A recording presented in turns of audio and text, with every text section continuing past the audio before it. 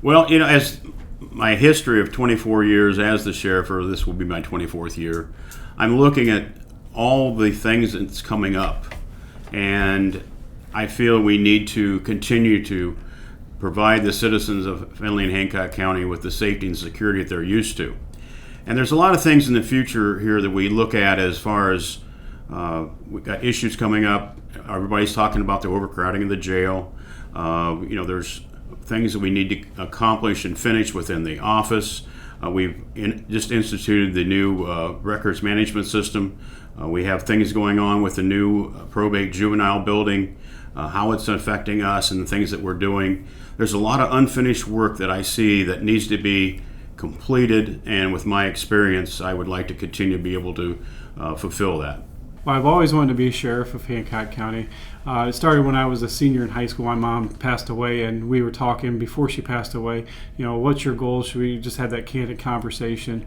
And I said, sheriff is something I wanted to do. It was the local law enforcement at the time where I was living, and I said I wanted to work my way up and become sheriff. And another interesting fact is a friend of mine, Ryan Wilson, was a state trooper, and we went up together. We grew up and through the law enforcement world together, and he died of a rare cancer and at age of 39, and before he did, he told me, don't wait. You just never know when that time is. So when I left the sheriff's office in 17, Mr. Heldman said he wasn't going to run for sheriff any longer.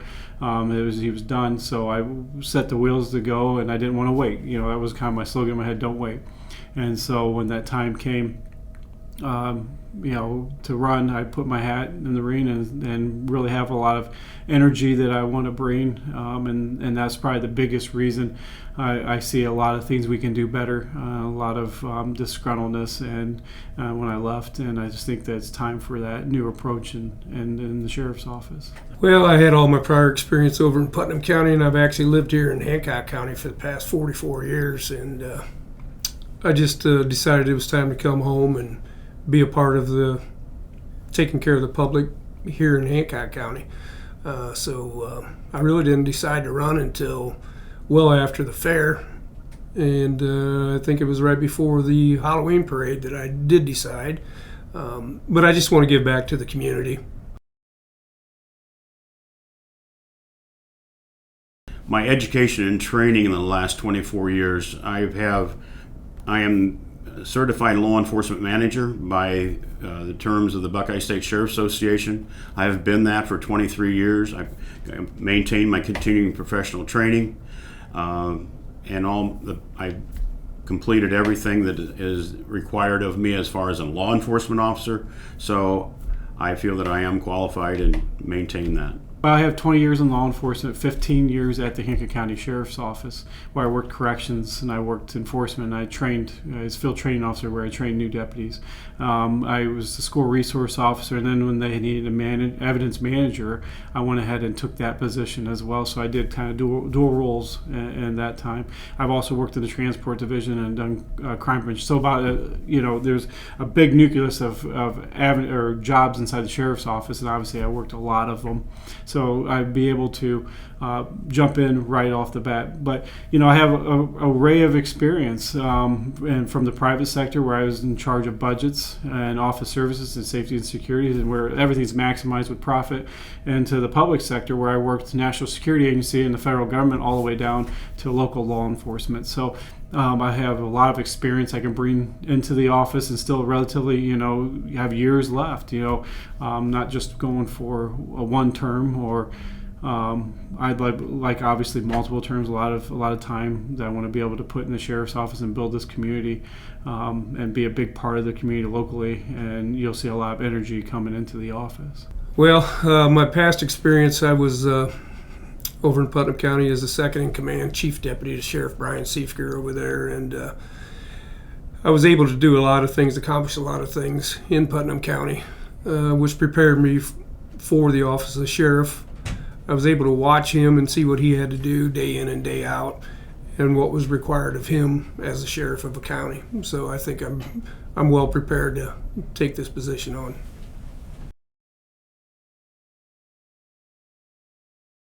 You know, that's an interesting question because there's a lot of discussion going on, and we need to do something because we are currently paying approximately $500,000 a year in outside housing to different counties that we are shipping to. We're shipping currently to 4 different counties, and it's a lot of travel time.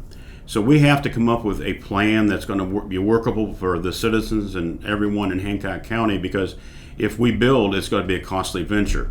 There's other things we need to look at, and that's the reason the commissioners have looked at Mark Martin and Associates to come in and do the jail and justice study. That is going to be completed sometime in the next, I would say, 3 to 6 months. We should have a pretty good idea what their recommendations are going to be, whether it's programming, whether it's changing ways the courts sentence people differently, and whatever they can work out to what type of expansion may be needed. I want to look at, first I want to look at real rehabilitation. There's 2 reasons why someone's incarcerated. One, to protect society. The second reason is to hopefully rehabilitate why they're incarcerated so they come out and be productive citizens. So I want to look at ways we can either educate the young when it comes to opiates and drugs, and maybe curve, because about 50% or less, it's up to 50% of juveniles that if they have a conversation with a parent or a peer or someone they respect like a role model, they're less likely to get into the opiate drug addiction. And so if we can find ways to educate better and be more engaged with our youth, I think that's going to be a key. But once they're incarcerated, find ways like work with groups like New Life that we're able to get them out in the workforce when they leave, not just put them back into society where they came from, because the relapse rate and being around it is just very hard for the mental health of those individuals. So finding ways to get them employed and have some pride in themselves and make them feel like, we can be productive citizens, and give them something to look forward to instead of just having that down personality. Build them up. And so I want to look at ways. Now, if we need to expand the jail and it comes down to the fact of cost, I would like to look at other agencies. This isn't a local problem. This isn't a state problem. It's a nationwide problem. Prisons and jails are overpopulated. So that means, why can't we work together? I'm all about working together, finding ways to do things together so we're not bleeding. Right now, the county sheriff's office is funded by a sales tax. Well, if Wyandotte County has an issue, Hardin County has an issue, maybe City of Findlay would go in on this too. See if there's not ways of doing something multi-jurisdictional. So not one entity is bleeding them out of the sales tax and have to constantly increase, because we talk about how much it costs to build, but how much is it going to cost to sustain? We know the sheriff's office of the county budget, sheriff's office 67% or more, and most of that's personnel expense. So finding ways to not being able to share the cost and not having that overhead. My thoughts on the jail. The amount of money that we're spending annually, Sheriff Heldman announced at a prior forum that I was at that it costs about $500,000 annually right now to house inmates in different counties, and then add another $25,000 in fuel expense. The one figure that we didn't get into that overall figure was when you add in 7 transport officers at roughly $450,000 a year. Now we're pushing $1 million a year to house inmates in different counties. So I think an expansion is something that we need to think about. When you're talking, the overcrowding issue has been a problem since 2000, for instance. Now we're looking at $20 million that we could put towards an extension or expansion of a facility, or look at another location to build a new facility.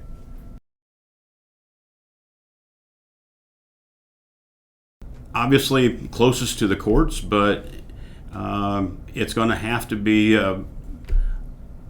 depending on if the expansion takes place, it's going to have to be somewhere there's room to expand. Being that I want to look at the multi-jurisdictional approach, it's going to be tough to be able to answer that question, because that would depend also on, if we have the multi-jurisdictional approach, who's involved and where does that look like. So to answer your question, I wouldn't be able to give that if that's the philosophy I'm going with. Well, it all depends on what there is actually a study being done now, and whatever that study comes back with, we've got to be sure that we make this facility large enough to, number one, handle our needs.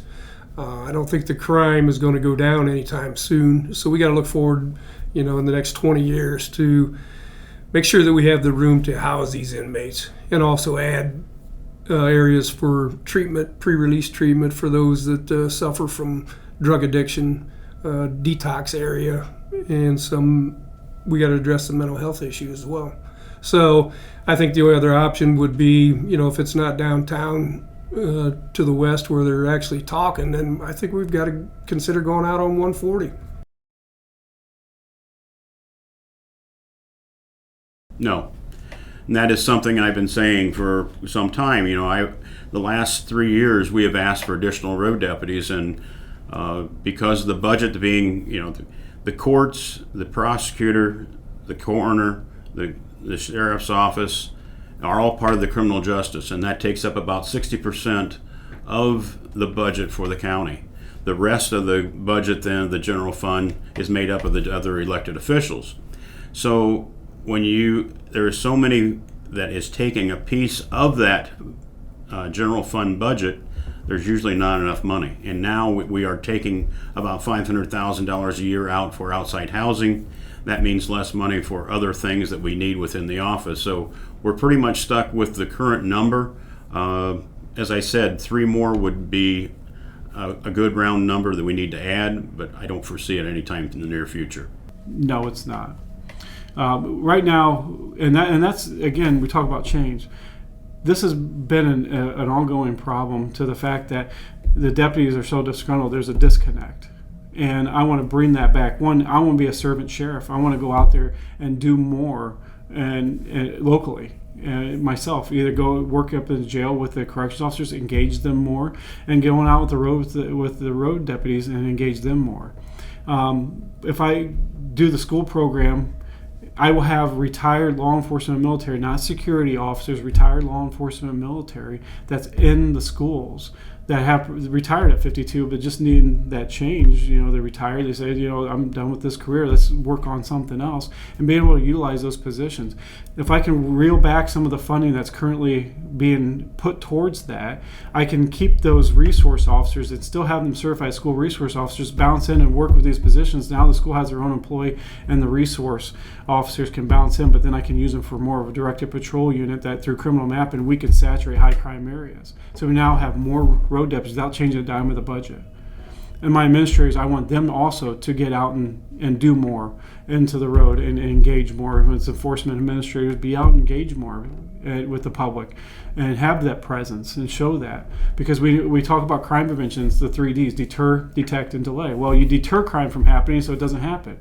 If we can detect it faster, then we're able to apprehend and do the things and solve crime better. And if we can delay it from happening, we have the ability to go after them and keep them away from certain areas. Criminals are going to be criminals no matter where they decide to commit crime.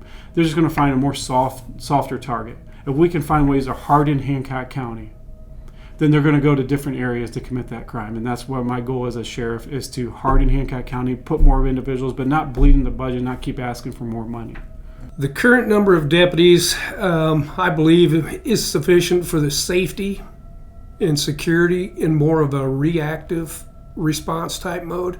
I have more of a proactive approach, to where we go out and we find these issues ahead of time. But it seems to me, and this is just me looking from the outside in, that we're more of a reactive type response at this point. And I would like to see some change in the staff, in the administration within the sheriff's office, so that we could actually have more patrol deputies out on the road.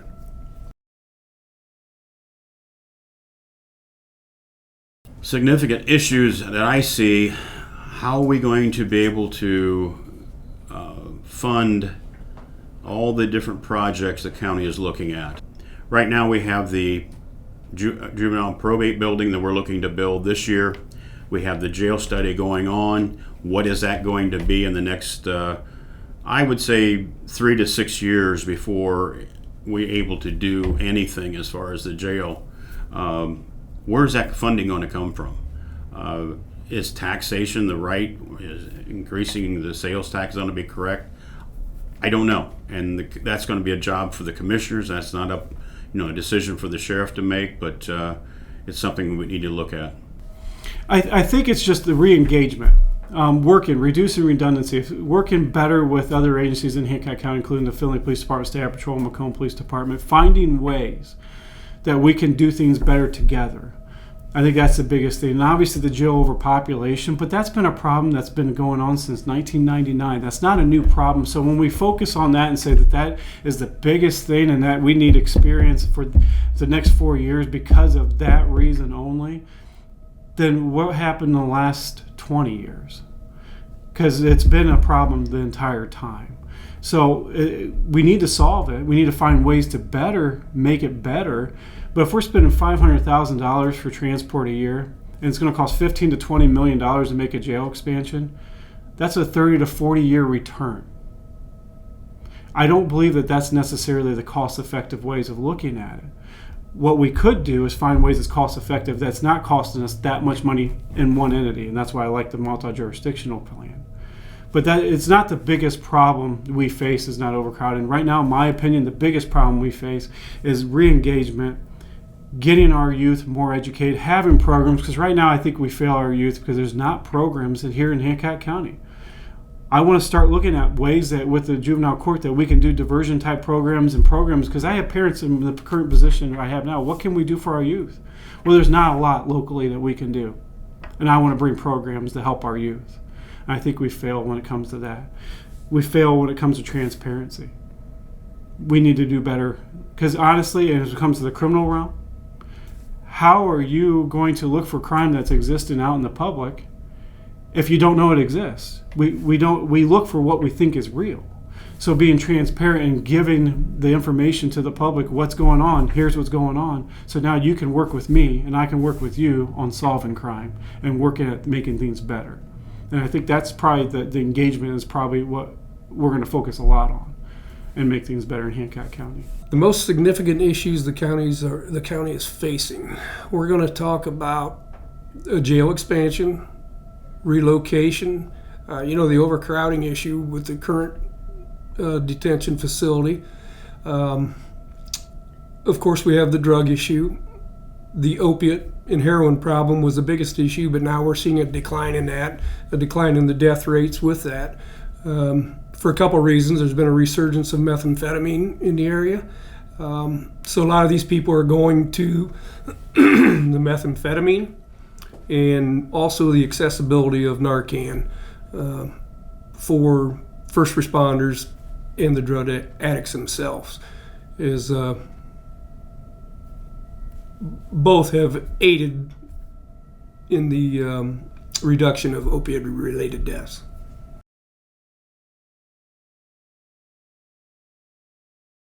There's been discussion about that. That is something that the courts are going to have to, if they do expand and make changes to the jail, we've talked in the past, that'd be an option to put back into it. It would have to be run a little different than we had in the past. Before, it was pretty much within the corrections facility. It did not work well because there was contraband coming back into the jail. So if we have a work release, it would have to be a separate type of, not a separate building per se, but a separate unit that could be run properly. It would be successful. I'm in support of looking at all that, and I think work release is going to be huge. There's a lot of people who want to keep their employment. It's the problem with collecting. If it's a pay to stay, it's a problem with collecting that money from them. I am definitely in support of a work release because there's a lot of individuals that get sentenced. And we talk about rehabilitation. Well, we want to keep them employed. So how do we do that without that work release program? Obviously there's individuals that work during the week and serve their time and weekends.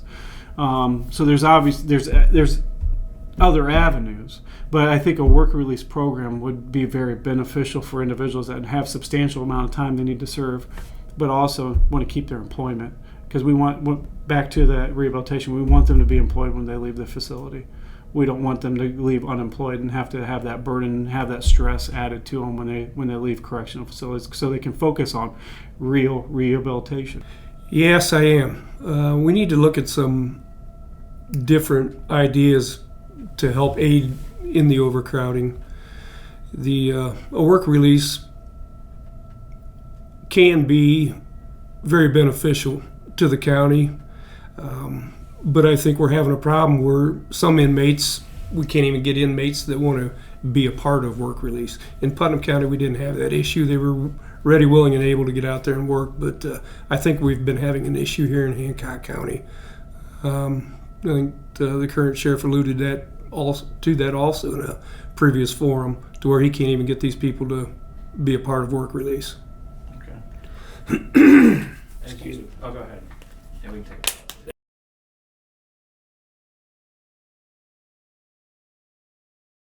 You know that we have about 70% of our people coming in as into the jail as inmates are on some type of protocol, whether it be mental health, alcohol, or drug treatment.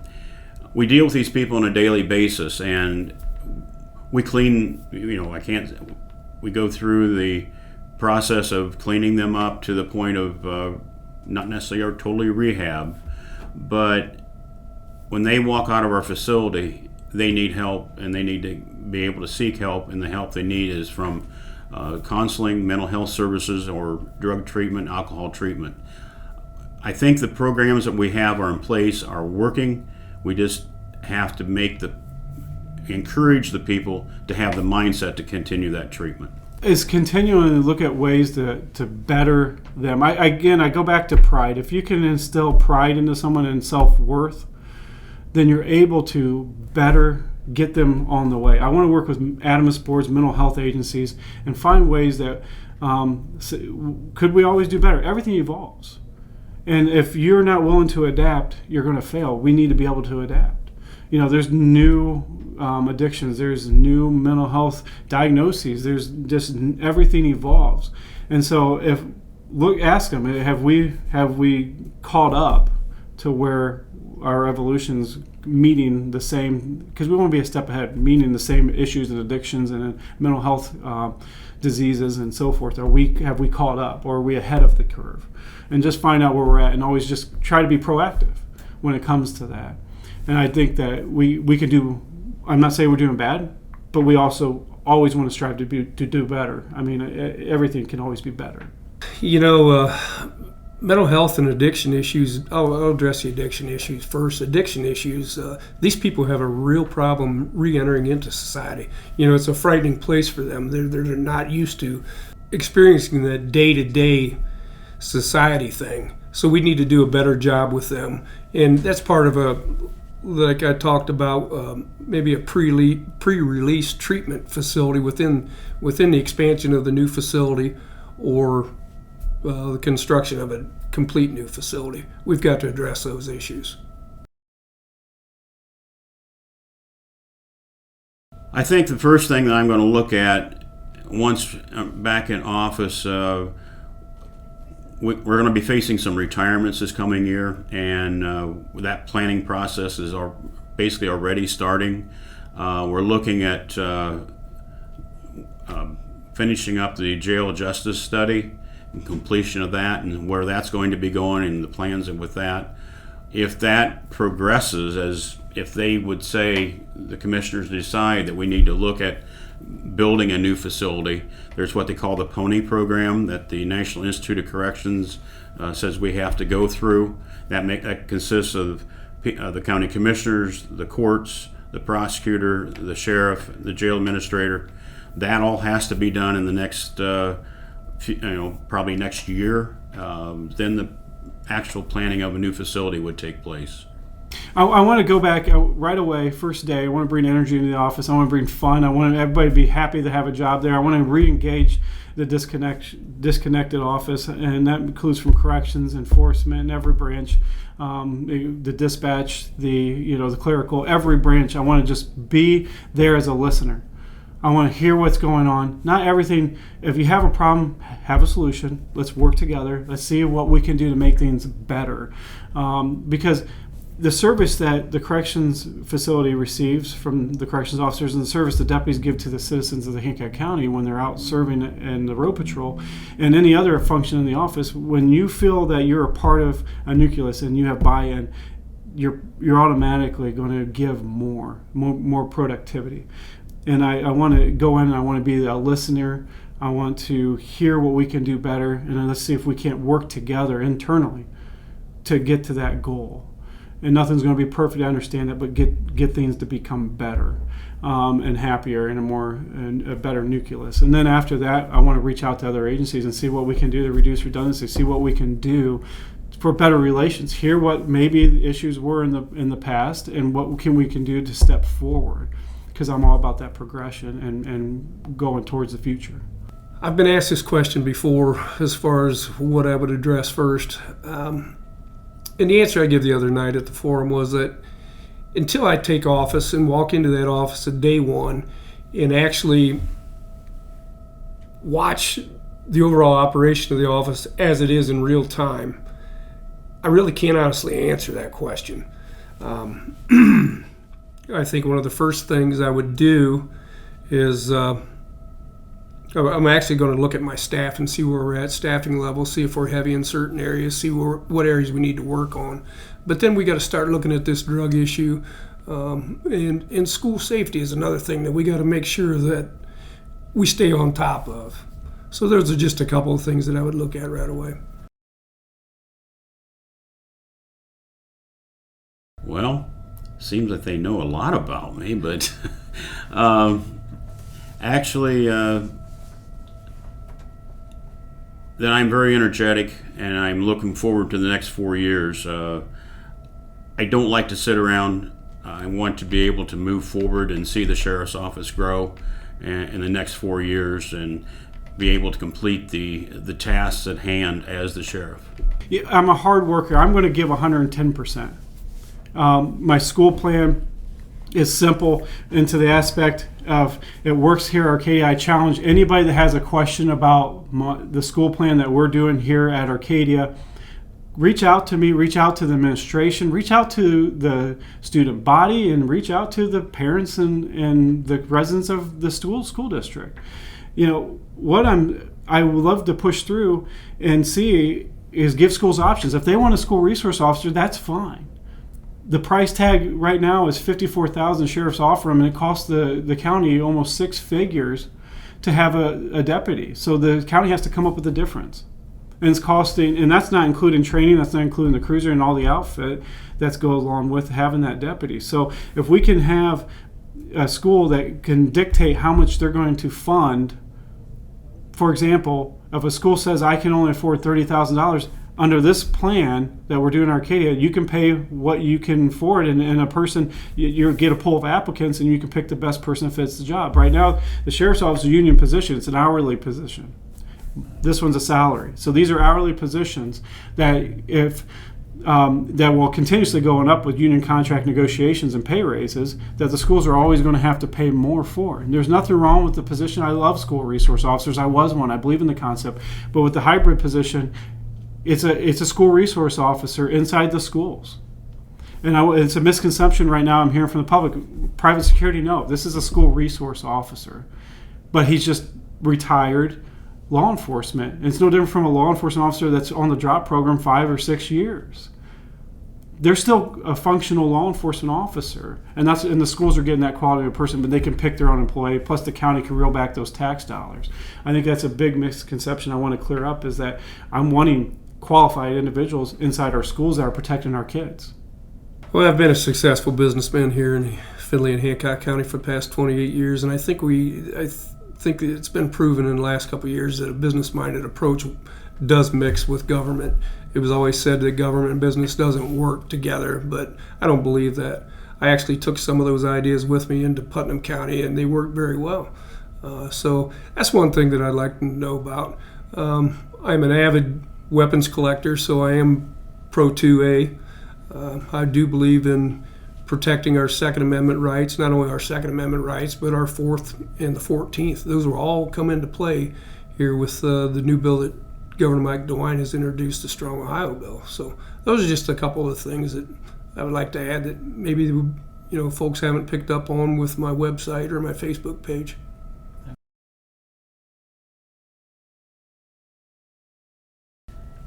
That's interesting because I like to go home, and in the summertime, I like to be out in the yard, work in my yard. I take great pride in my front yard and my whole yard actually, and it's whether it be mowing the yard, relaxing, is working in my shop, and dealing with the grandkids.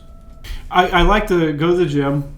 I take my mind off by working out, and I love hanging out with friends and family. My daughter, she always makes me crack a smile. She's, times it's always funny as a parent. We're there for our children, but there's times our children are there for us, and it's fun to sit down with her and she how's your day, Dad? And it reminds me a lot of what my mother did when we had that open line of communication, and just having that outlet with my family and friends and enjoying that. So those are the stressors, being able to talk and having people you trust, but then also the physical activity and just having fun, smiling, laughing is really healthy as well. So having the good sense of humor and good personality surrounding you outside of the stressors I think it's key when it comes to dealing with stress as a law enforcement. Well, there's a couple things I do. I work around the clock.